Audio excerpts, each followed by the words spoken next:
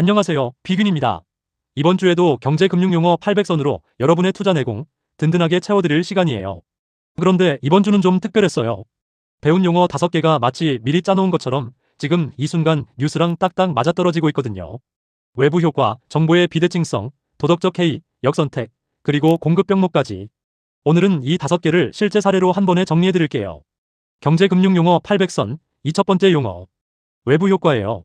쉽게 말하면 내가 한 행동의 결과를 정작 거래 당사자가 아닌 제3자, 즉 사회 전체가 대신 떠안게 되는 상황을 뜻해요. 요즘 가장 뜨거운 사례가 바로 AI 데이터 센터예요. AI 서비스를 팔아서 돈을 버는 건 빅테크 기업이지만 그 과정에서 늘어나는 전력 수요와 탄소 배출 부담은 우리 사회 전체가 나눠지게 되죠.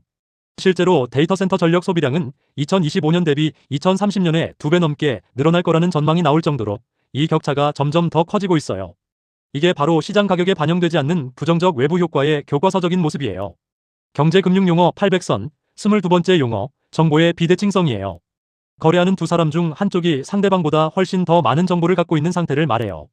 대표적인 예가 바로 보험 시장이에요. 내 몸 상태를 가장 잘 아는 건 나 자신이고 보험사는 그걸 다 알 수 없죠. 실제로 2025년 실손의료보험 손익은 1조 8,700억 원 적자를 기록했는데 이 적자의 뿌리를 따라가 보면 결국 이 정보 격차에서 시작돼요.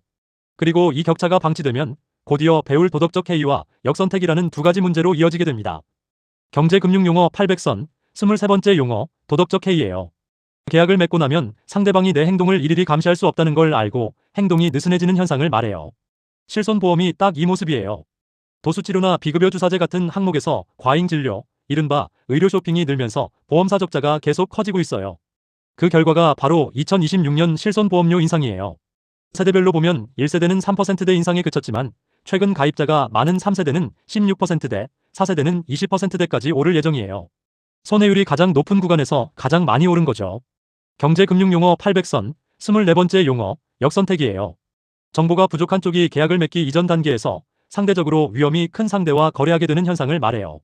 실손보험 시장을 보면 자기 부담률이 낮고 재가입 의무가 없는 오래된 12세대 상품 가입자들은 굳이 최신 상품으로 갈아탈 이유가 없어요.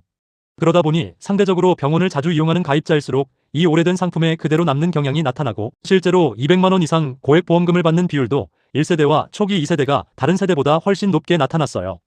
정보의 비대칭성에서 시작해서 도덕적 해이를 거쳐 역선택까지.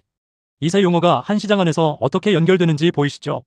경제금융용어 800선, 25번째 용어, 공급 병목이에요. 공급망 전체가 특정 지점에서 막히거나 몰리면서 흐름 전체가 지연되는 현상을 말해요. 지금 가장 뜨거운 사례가 바로 호르무즈 해협이에요. 미국과 이란 간 군사적 긴장이 다시 고조되면서 이란 혁명 수비대는 호르무즈 해협 봉쇄를 선언했어요.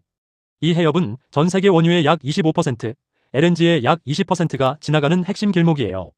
우리 정부는 홍해, 우회로를 통해 원유를 들여오는 등 대응에 나섰지만 만약 이 우회로마저 막히면 세계 경제 전체가 흔들릴 수 있다는 분석까지 나오고 있어요. 병목 하나가 막히면 유가부터 해상운임, 물류비까지 도미노처럼 영향을 받는다는 걸 보여주는 사례예요. 그럼 이 5개념, 실제 투자에는 어떻게 적용할 수 있을까요? 첫째, 외부 효과는 전력 반도체 AI 인프라 업종에서 앞으로 나올 탄소 관련 규제나 전력 비용 이슈를 미리 살펴보는 신호로 활용할 수 있어요. 둘째, 정보의 비대칭성 도덕적 해이역 선택은 한 세트로 보험주를 볼 때 손해율 추이와 5세대 실손보험 전환 같은 제도 변화가 실적에 어떻게 반영되는지 확인하는 체크포인트가 돼요.